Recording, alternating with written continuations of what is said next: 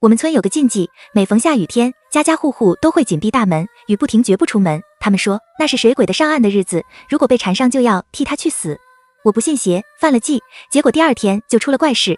晚饭过后，忽然下起了瓢泼大雨，爷爷奶奶把门窗都锁死后，在客厅墙角烧了4个元宝，又点燃2盏油灯摆放好。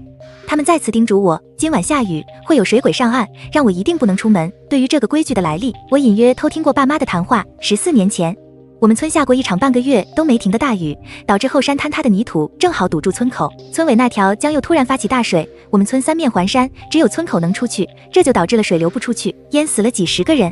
懂道法的三姑婆说，这是水鬼作乱，她做了3天法，将水鬼镇住，也落下了这条规矩，村里没人敢违背，因为犯过忌的都死了。这场雨一直下到晚上8点，对门的七辉终于忍不住给我发消息，你到底还去不去？在群里也不吱个声。我看了眼还在客厅看电视的爷爷奶奶，回他，你忘记村里的规矩了，不能出去。他秒回我，什么狗屁规矩，都是封建迷信，你接受的是唯物主义教育，还信这些？七辉的爸妈在城里买了房子，他很少回村住，这次也是为了百生学宴才回来的，所以他不知道村里人对这件事有多忌讳。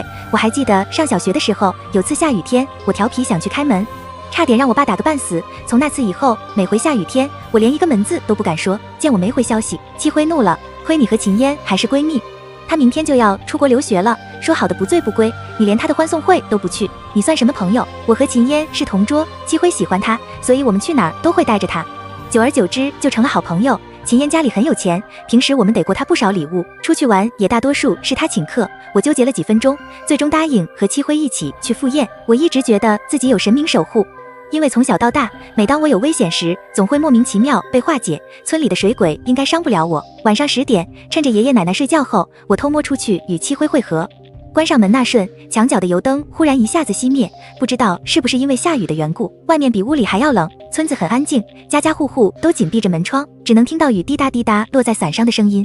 我们撑着伞一路往村口走去，秦嫣说她派了车在村口等我们。奇怪的是，我们离村口越近，雨越来越小。司机还奇怪地问我们为什么要带伞，明明外面都没下雨。七辉不以为然，我们村在山里，出了山自然就不下了，这种局部下雨本就是正常的，但我还是莫名有点心慌。直到汽车驶出山，到了人来人往的夜市，我才放下心。秦嫣家在市中心的别墅区，她家很大，装潢很华丽，唯一让我觉得违和的是，他家客厅里摆着一个无名牌位，他说这个是他爸爸请回来的财神，他们每天都会上香供奉。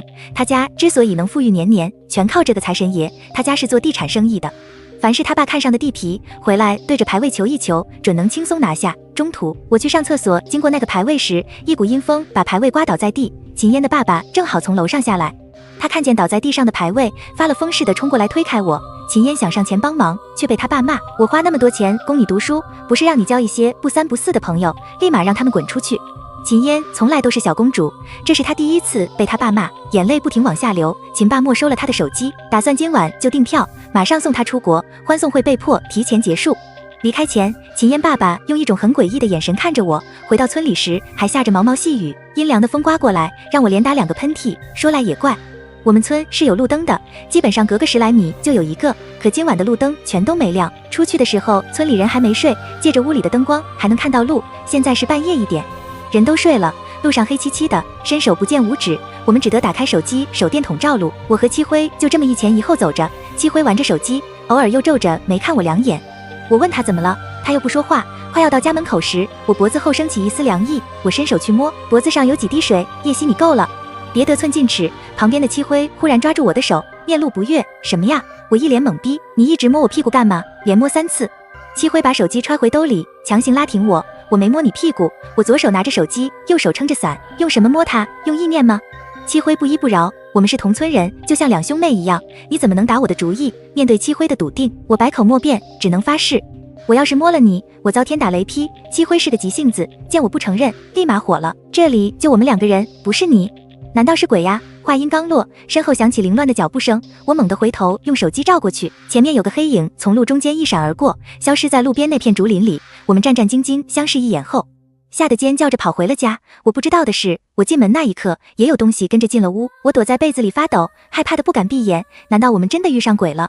不知道过了多久，我困得没忍住睡了过去。迷迷糊糊醒来时，原本被我关着的窗户正被吹得啪啪作响，窗帘随风飘起，在隐隐约约的微光中，窗帘后面的黑影越发明显。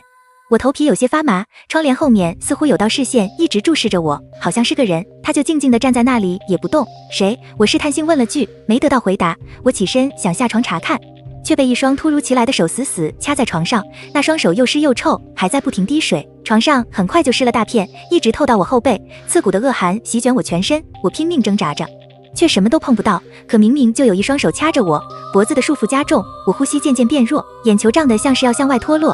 黑暗中，那东西语气怨恨地在我耳边不断重复一句话：终于找到你了，终于找到你了。失去意识前，那双手突然被什么东西撞开，我身子一抖，猛地睁开眼，大口大口呼吸，外面的阳光照进来，正落在我身上。看了眼手机，已经是早上6点钟，原来是做噩梦了。我擦擦汗，准备再睡一会儿时，外面突然响起几道凄厉的尖叫：死人了，死人了！这是平头嫂的声音。平头嫂是戚辉的妈妈，难道戚辉她？我的血液瞬间倒灌，整个人呆愣着坐在床上。客厅响起开门的声音，应该是爷爷奶奶出去了。你们还围着看什么？快去把三嫂请来啊！爷爷在人群中气道。我打开窗往楼下看，被众人围在中间的是一具肿到发白的尸体，脸被人群挡住。不过从身形来看，应该是个1米6几的男人，而戚辉的身高是1米8。我大喜，戚辉没死。那死的人是谁？我刚到楼下，三姑婆就被几个人扶着小跑过来，众人给她让出一条道，我也跟着挤了进去。不看还好，一看差点让我的隔夜饭吐出来。死的人是村头的老光棍，他本来是个很瘦小的人，尸体却像被淹死一般，肿大了几倍，而且他嘴里还塞满了一条条还在蠕动的蚯蚓。那些蚯蚓足足有我手臂那么长，每条都是又红又粗。他那双浑浊的眼瞪得很大，像是死前见了什么可怕的东西。造孽呀！说了雨天水鬼上岸，活人退避，非要赶着去送死。三姑婆边气边给他合上双眼，回想起昨晚那个黑影，我腿在发抖，连话都不敢说。有个围观的伯伯忍不住踹了几脚，骂骂咧咧道：真晦气，什么死法不好，非要雨天出门，这老光棍是想害死咱们全村人啊！他早该死了，昨晚肯定又是出去偷鸡去了，死也不死远点。三嫂，这可咋办啊？他坏了规矩，当年的。闭嘴！三姑婆呵斥住他们，随后让人拿来元宝和纸钱，围放在尸体边上烧，烧着，那些蚯蚓体积渐渐缩小，最后进化成一滩黑红色的血水，刺鼻的臭味让我又吐了几下。我推开人群想跑，平头叔嚎啕大哭跑出来，拉着三姑婆说：三姑婆，您快去救救戚辉吧！我这才发现不对劲，平常爱凑热闹的戚辉，这次竟然没有下楼围观。等我们到戚辉的房间时，平头嫂已经哭成了泪人，她抓着三姑婆又开始哭。三姑婆，你给戚辉瞧瞧，这是怎么回事？床上的戚辉紧闭双眼，嘴唇苍白，身子时不时又抖动几下，他皮肤里不断冒出冷汗，把床单都浸湿了一半。我战战兢兢走近一看，不对，那不是汗是水，浑浊的黄水。平头嫂说，她发现那老光棍的尸体后，就想着收拾完行李就叫戚辉起床离开村子，没想到等他进来时，戚辉却怎么都叫不醒。三姑婆把拐杖一扔，大惊失色，这是水鬼拉他当替死鬼了呀！他回来了。听了这话，平头叔平头嫂吓得跪在三姑婆面前，三姑婆，求求你救救戚辉吧，我们就这么个儿子啊！三姑婆重重叹了口气，拿出一道符贴在戚辉的脑门上。戚辉抖得更厉害了，他又从包里拿出八卦罗盘，在嘴里念叨着什么。见戚辉这副模样，平头嫂开始埋怨平头叔，都怪你，是你非死要面子回来摆宴，不然怎么会发生这种事？还有你们当年做的事。平头叔抓住他的头发，暴躁地吼：臭婆娘，你再敢多嘴，我就打死你！他夫妻俩边吵边相互推搡，我害怕的想躲开。三姑婆不知道什么时候走到了我面前，直勾勾盯着我看，她手上罗盘的指针正对着我，我没敢停留，立马跑回家，缩在客厅的沙发上，嘻嘻。奶奶的一声厉叫，吓得我心又狂跳起来。我吞了吞口水，假装镇定地站起来。怎么了奶奶？奶奶站在原地警惕地打量我，你昨夜是不是和戚辉那小子出去了？没有，我立马否认，要是让我爸知道了，他一定会打死我的。说谎！三姑婆人未见升仙道，他给戚辉画完法阵后，就拿着八卦罗盘来找我，你身上阴气那么重，还说没出去。三姑婆用拐杖打了我几棍，我抱着手臂疼得直掉眼泪。她扯下我带着的玉佛扔在桌上，这玉佛已经没用了。今晚也是雨夜，水鬼还会回来找你的，你还指望他能保你吗？男戴观音，女戴佛，戚辉有块观音，我的是佛，那玉佛是我从小带到大的，它的质地原本是晶莹剔透的，如今变得暗灰，里面还飘着几道红。看来昨晚那个不是梦，我被吓坏了，边哭边把昨晚的事一字不差都告诉了三姑婆。谁知三姑婆一听，脸色变得煞白，想不到这么多年了，他们的怨气不减反增，看来连法阵都救不了你了。我一听，腿立马软了下来，哭着抱住三姑婆的大腿。三姑婆，我知道错了，我不想死，我还要上大学呢，你救救我吧。爷爷看了眼奶奶，表情懊悔不已。都怪我呀！要是我当年及时阻止他们，叶家村也不会落到这步田地。当年为什么他们都提到了当年？当年到底发生过什么？奶奶也老泪纵横，边捶打着我，边求三姑婆想想办法。三姑婆沉思了良久，才缓缓开口：现在能救你的只有一个办法了。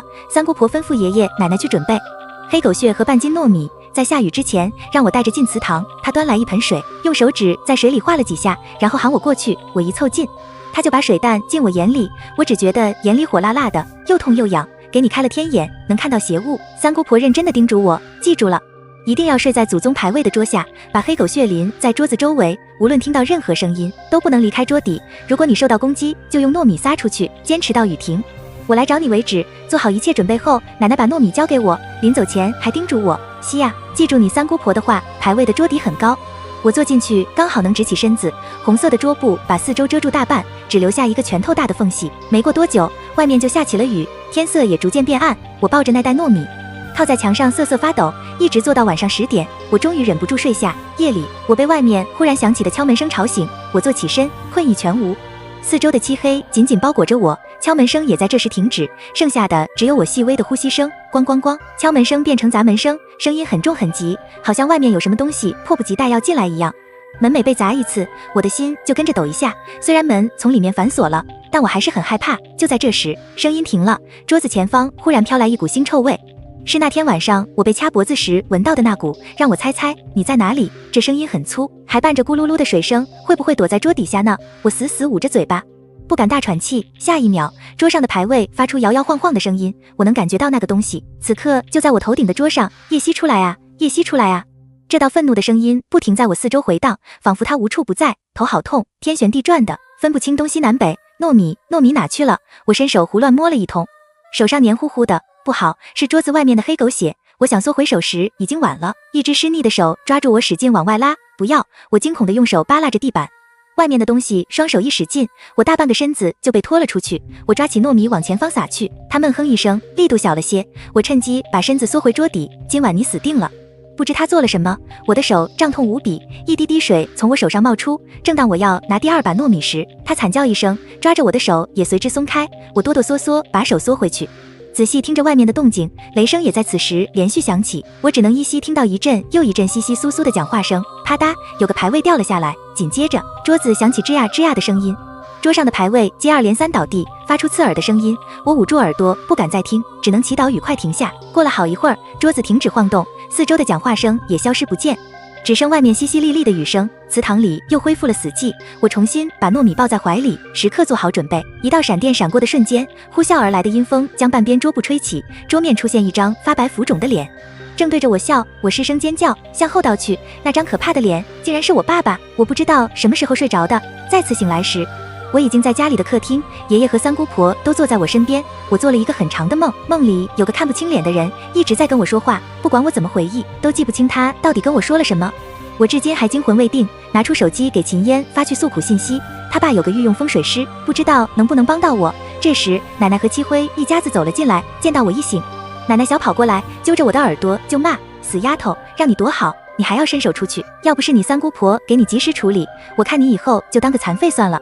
我没有，都是意外。我摸着已经包扎过的右手，刚想跟三姑婆说昨晚的情况，她身后忽然出现一个熟悉的面孔。鬼呀！我连滚带爬地翻下沙发，往自己的卧室跑去。刚想开门，一只手拎着我的衣领，生生把我拽回沙发上。看清楚，我是你爹。我定睛一看，的确是我爸叶涛。可昨天晚上，我分明看到了那个想杀我的水鬼，长得跟我爸一模一样。我把昨晚的事一说，在场的都沉默了，特别是我爸和平头叔，他们的脸色比纸还要白。过了好一会儿，奶奶突然瘫坐在地，扯着心口，哭得撕心裂肺。阿峰啊，我的峰啊，是我们对不住你，你要杀要剐冲我这个老太婆来，别找小辈的麻烦。我们家就西西这根独苗苗了，你莫要再害她。说起独苗苗，我下意识想到一件细思极恐的事。我们村从14年前那次水灾开始，生过第一胎的女人一旦再次怀孕，无论再怎么小心都会流产。我妈为此流过2次产，把身体都搞垮了。我和七辉对视一眼，又想起她说过，她妈妈也流过几次产。在这14年间，嫁来村里的女人都只能生1胎，为此村里都搬走了10几户人家。那时候我还小不懂事，现在回头想想，好像村里所有怪事都是从14年前开始发生的。奶奶阿峰是谁？还有14年前到底出过什么事？我想知道真相，可爷爷奶奶爸爸依旧沉默不语。三姑婆愠色道：“都到这个节骨眼了，你们还打算继续瞒着这些小辈吗？还是你们没脸说？原来我昨晚看到的水鬼是我小叔。14年前，我们村来了个富商，他花8000万在我们后山买了5块风水宝地，只为将他家的祖坟迁到这里。三姑婆常说，叶家村之所以能子嗣绵延，吃喝不愁，全都是靠着这座山给的福泽。村民们要卖地的时候，他就曾阻止过，可谁又能拒绝这么高的报酬？富商再加1000万，要求我们村出20个壮丁去抬棺。当时很多人都去外省打工了，找遍全村，还差一个，我爸就叫来一个同学帮忙顶上。迁坟当天下着暴雨，天气也是暗得可怕，他们20个人穿着雨衣，硬是把棺抬上了山。富商还让人抬了5箱金银珠宝，扔进棺材里当做陪葬。等富商走后，我爸那个同学起了歹心，他怂恿我爸、平头叔还有村里一个叫叶根的叔叔，等过了3天回魂过了，就把那些财宝挖出来。他们的计划被我爸的亲弟弟，也就是奶奶口中的阿峰听见。你们是不是疯了？盗墓是犯法的。再说了，死者为大，你们就别去打扰他们了。小叔很气恼，劝导无果后，他把这件事告诉了爷爷奶奶。起初爷爷奶奶也强烈反对，奈何我爸哭着说：“爸妈，西西还小，他妈又没工作，全家就靠我一个人养活。村里那么多人都在城里买了房，我们呢就只能住在这2层破房子里。只要我把那些陪葬品拿了，再加上手里均来的卖地钱和抬棺钱，足够我们在城里买套大别墅，后半辈子无忧无虑了。”就这样，爷爷奶奶默认了。可小叔却在他们行动的那晚报了警。放哨的叶根发现不对劲，连忙通知我爸他们从小路跑了。我爷爷奶奶跟警察说，小叔是刚高考完，压力还没释放完，做梦胡言乱语报的警。忽悠走警察后，我爸他们才赶回来。叶根回来一见到小叔，狠狠在他肚子上踹了2脚。我爸也没拦着，他还骂小叔：“你是不是读书读把脑子傻了？你报警抓你亲哥，我要是不去干这一票，你连上大学的钱都没有。”我爸那个同学也威胁小叔，再有下一次，他就跟小叔拼命。爷爷奶奶没招了，只能把小叔骗到柴房关了1夜。第2天，我爸4人把陪葬品分完拿去换钱后，小叔被放出来。我爸和小叔相差12岁，本来就有代沟。经过这件事后，他们兄弟俩愣是1个星期都没说过话。那时候我爸刚物色好一套别墅，村里就出了怪事。最开始，村里的水田和菜地经常莫名其妙的出现一些又粗又长又红的蚯蚓，它们会像蛇一样缠住人，然后趁机钻进人的鼻孔、嘴巴等地方。三姑婆一看就知道有蹊跷，她带人把蚯蚓解决完后，算到了后山被人动过，于是让村长召集全村开会。我爸他们为了不被发现，在山脚挖了个坑，把所有的财宝都一起存放在里面，等风头过后，我爸和平头叔先去挖财宝，结果那些财宝都不翼而飞了。叶根一口咬定是我爸独吞了钱，逼着我爸把钱交出来。他们就这样一路吵回了村。三姑婆知道这件事后，气急败坏：“你们闯下大祸了！那5个棺材装的是怨气冲天的小鬼，那个人花高价钱买地，就是想利用后山的福缘消除小鬼的怨气，好让他们往生。你们倒好，居然去挖出来，还盗走陪葬品，你们会害死全村人的。可惜当时知道的太晚了，雨已经下了半个多月，将决堤了，洪水开始冲到村里。我爸妈把爷爷奶奶拉上树后，才发现我不见了。我爸刚想下来，小叔嘴里咬着录取通知书，双手举起4岁的我，逆着水走向我爸。此时水位已经到达小叔的胸口。我爸接过我，伸手想拉小叔，一个巨浪打过来，小叔在惊恐中被卷入了滔滔江水里。所以小叔觉得是我害了他，所以这么多年来，他一直在找机会想拉我做他的替死鬼。我喃喃自语，眼神定定看着前方的空气发呆。戚辉问：“为什么不把村口挖开，让水流出去？”爷爷回忆道：“当年的水灾邪门得很，消防队的挖掘机在村口挖了1天1夜，硬是挖不开，最后还是三嫂使了些手段，这才让水退了回去。挖掘机也是这时才把村口挖开。”三姑婆又说：“那次水灾死了很多人，为了不让他们化成恶鬼，我只能超度他们。不料你小叔竟然逃跑了，还化成了恶灵水鬼。嘻嘻，今晚我还会给你开天眼，你记住了，一见到你小叔就把这张符贴在他身上。”三姑婆塞给我一张用黑狗血画的符，想到晚上水鬼小叔还会来找我，我害怕了。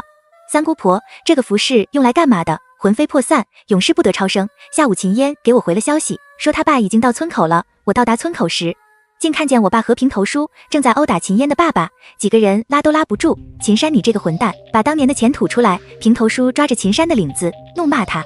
原来秦烟的爸爸就是我爸当年的那个同学。够了，既然秦山是来帮忙的，你们就暂时放下恩怨吧。三姑婆训斥他们的同时，古怪地看了我一眼。我连忙移开目光，跟着我爸回家。秦山很诚恳地跟我爸、平头叔和死去的叶根道了歉，还说事情结束后会给他们分别赔5000万。虽然他带来的风水师跑了，但他有办法收服水鬼。随后他帮着三姑婆在村里布起了法阵，帮我开完天眼后，三姑婆一路送我到了祠堂。他再次叮嘱我：“西西，阿峰已经不是你小叔了。”他是要你命的水鬼，你一定要把符给他贴上。我惶恐地点着头。三姑婆走后没多久，外面就下起了暴雨，周遭的气温骤降，冷得我鸡皮疙瘩起了一身。刚把垫在地上的被子往身上拢，外面就传来一重一轻的脚步声。吱呀，祠堂的大门被人从外面推开，有人走了进来。我趴在地上，从缝隙看去，那是漆灰的鞋子。他来干什么？疯了吧？他很着急地叫我：叶希，你快出来，你爸在家晕倒了。什么？我连忙坐起来要爬出去。刚撩起桌布，我觉得不对，停下动作。我爸刚才还好好的，怎么会突然晕倒？抬起头时，漆灰正蹲在我面前，笑眯眯地向我伸手。他的眼神不像平时那么清澈愚蠢，反而充满阴森恐怖。怎么了，叶希？你不管你爸了吗？快出来啊！他声音粗沉，带着蛊惑。你不是漆灰？漆灰的声音不是这样的。我惊恐地退回桌底。漆灰，他被水鬼上身了。既然你不出来，那我可要进去喽！漆灰越过黑狗血，扯着我的头发，将我拽了出去。我用符，用糯米，对他都产生不了伤害。他2巴掌把我扇倒在地，我口中瞬间布满铁锈味。我站起来想逃，他拿着牌位就往我腿上捶，膝盖窝一阵刺痛，我重重跪倒在地。我们不是一家人吗？你不要伤害我，求求你放过我吧！我边后退边哭着求他，谁跟你是一家人？你爸当年那么对我，你还有脸说一家人？为什么当年死的不是你们？凭什么你们活着还能这么幸福？我恨你们！漆灰歇斯底里地吼着跑向我，我腿都被吓软了。他周身冒出团团黑气，眼睛没了眼白，面目狰狞着对我拳打脚踢，五脏六腑仿佛裂开一般，痛得我无法呼吸。他掐着我，恶狠狠地说：我先送你下去。很快的，你爸妈、你爷爷奶奶都会下去陪你。我挣扎着想喊，却发不出任何声音。住手！漆灰后面出现的身影将他一下子撞开，你居然还没魂飞魄散，真能扛！漆灰站起来，语气很不爽。我边咳嗽边挪动身子，被漆灰挡着的，刚才救我的人竟然是我小叔。那漆灰身上的水鬼是谁？叶枫啊叶枫，你还是像当年一样，总是爱管闲事。漆灰指着我笑道：你忘了，如果当年你没有回去救叶希，你根本不会死。小叔缓缓开口：叶根哥，我死了还不够吗？放过我的家人吧！原来他就是当年替我爸他们放哨的叶根，原本一直要害我的水鬼不是小叔，而是叶根。死你一个怎么够？我全家都死在那场水灾里了，要是我女儿没死，她应该也和叶希那么大了。可是她死了，是他们害死的，他爸还吞了那笔钱。叶根越说越激动。我爸没拿那笔钱。我话音刚落，叶根就从漆灰的身体里出来，向我飘来。他那肿胀发白的脸比小叔的还要可怕10000倍。小叔挡在我面前和叶根缠斗。小希多好，小希这2个字唤起了我即将要消失的记忆。我记得我小时候，小叔每次从学校回来都会给我带糖，然后他会蹲在地上对我张开双臂，笑着叫我小希过来。我曾问过爸妈和爷爷奶奶，我是不是还有个小叔，但每次一提这个，他们就面露恐慌，厉声警告我，爷爷奶奶只有爸爸一个孩子，让我以后不许乱说话。他们不敢承认，是怕小叔回来，他们都认为小叔化成了厉鬼，要找我复仇。可是当年拼了命都要救我的人，又怎么可能害我？那三姑婆呢？她为什么一次次叮嘱我，要我把符贴给小叔？他们打着打着，小叔落了下风，叶根瞬间来到我面前，单手掐着我的脖子升到半空，狂妄的笑。就在叶根想把我的头扭断时，三姑婆带着我爸他们赶到，叶根被三姑婆的符咒弹开。我掉下去的瞬间，小叔将我护住，我爸惊魂未定，拉着我就胡乱对着空气骂：阿峰，你有气就冲我来，西西是你亲侄女，你怎么能害她呀？我奶也哭着说：峰啊，是妈对不起你。爷爷拿着糯米到处乱撒，叶枫，我就当没你这个儿子。你快走吧，快走吧。平头叔护着昏迷的漆灰，不敢说话。不是的，不是小叔。没人听我的解释。小叔一边要跟叶根斗，一边躲着三姑婆的攻击，完全没空理会他们。场面混乱中，秦山偷偷从书包里拿出一个无名牌位，他念了几秒咒语，正压着小叔狂揍的叶根，瞬间被吸到牌位里。秦山露出得逞的笑，想趁乱跑。我冲过去死命抱住他，故意大声骂：秦山，你不仅吞了当年的钱，居然还利用叶根做成小鬼供奉，让他保你发财，你还有没有人性？秦山慌了，连忙推开我，可惜晚了。叶根从牌位里冲出来，把秦山高高托起，然后重重摔下。秦山被连续摔了几次后，终于无法动弹，他躺在血泊中，恍然大悟地看向我，奄奄一息，伸手指着我：你是故意叫我？我勾起一丝不易察觉的微笑，用无声的口型对秦山说：秦叔叔，一路走好。叶根解决完秦山后，本想过来杀我，小叔再次挡在我面前，不知是不是我的错觉，小叔的身体变透明了一点。三姑婆边画法阵边抽2张符给我，西西，待会儿我把他们禁锢住，你就从背后把符给他们贴上。三姑婆咬破手指开始念咒，她一挥手就把小叔和叶根全吸到法阵里。西西快去！我一惊，慌忙跑过去把其中一道符贴给了叶根，他龇牙咧嘴的回头看我，似要把我撕碎一般。随着一声惨叫，叶根化为一缕黑丝消失在空气中，小叔在法阵中痛苦的翻滚。我咬着牙把符揉成团扔出了门口。西西，他不是你小叔了，他是鬼，快贴呀！三姑婆维持施法的姿势气道。西亚，听你三姑婆的，我爸和平头叔也劝我，在场只有我和三姑婆能看到鬼，他们根本不知道刚才发生了什么，所以还在认为这一切都是小叔做的。我蹲下去，把法阵一点点擦掉，然后挡在小叔面前。小叔从来没害过人，他保护了我14年。三姑婆恨铁不成钢，你让开，就算他没害过人，他也是鬼。说着，三姑婆能要施法，小叔快跑！我大叫，小叔使出全力，钻进秦山的尸体里，跑出了祠堂。你疯了，他是鬼！我爸冲过来扇了我一巴掌，我被扇懵了，摇摇晃晃跌倒在地，笑他们是蠢货，他们不知道，这一切都是我和小叔策划的。半年前，我梦里会经常出现一个人，我总是看不清他的脸，不知道他是谁，但他会和我说很多话。明明我在梦里和他聊了很多，可一旦醒来，我就记不清我们到底聊过什么。这些梦断断续续，直到我高考完回村住，梦里的话会零零散散出现在我记忆里。秦嫣的爸爸，叶根，恶鬼，你帮帮我！这些词句出现的频率最高。于是我去了秦嫣家，不料阴差阳错把叶根带回了村。得知当年的事后，再结合梦里的话，我把秦山骗到了村里，我要让他为当年的事付出代价。我原先也以为小叔是那个想杀我的水鬼，直到小叔现身从叶根手上救了我，我才知道梦里跟我说话的是他。可是他在梦里从来没说过自己的身份。再回想起从小到大所有化险为夷的事，我才后知后觉，我自认为的有神明守护，其实这个神明是变成鬼的小叔，他守了我14年。听完我说完后，在场的人情绪从原先的愤怒、怀疑、震惊，最后变成愧疚。奶奶直接哭晕过去。在一阵沉默中，三姑婆扔掉手里的符，叹气，罢了罢了，是我当年算错了。三姑婆刚准备走，小叔又飘了回来。小西不用担心，秦山的尸体在万众瞩目下跳进了隔壁村的河，警察不会误会你们的。原来小叔没有逃，他去帮我们善后了。我眼泪一下子流了下来，他虚弱地坐在地上，笑得很开心。真好，村里不会再闹鬼了，你们出门安全了。小叔说着话，身体开始渐渐变透明。我着急地向三姑婆投去目光，她摇摇头说她要魂飞魄散了。我捂着嘴无声哭泣。我爸他们反应过来后，一个个都哭着跟小叔道歉。小叔挣扎起身蹲下，像小时候那样对我张开手臂。小西过来。啊，不对，我都忘了，你长大了。他站起来，把双臂张开，笑着说，现在可以了。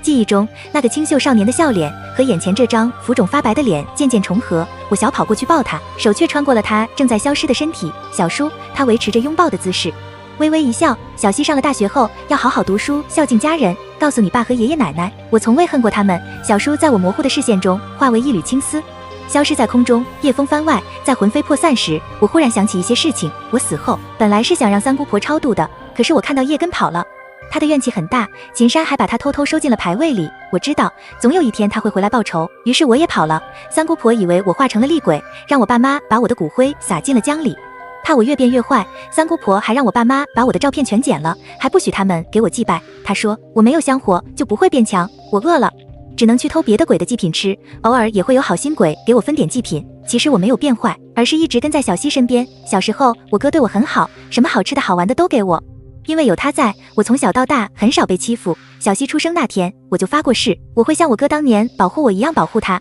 有意外我会替他挡，有人欺负他我会半夜去梦里吓那些人，看到他开心我也会在旁边替他高兴。这一护就是14年，他还以为自己有神明守护，其实我只是个鬼。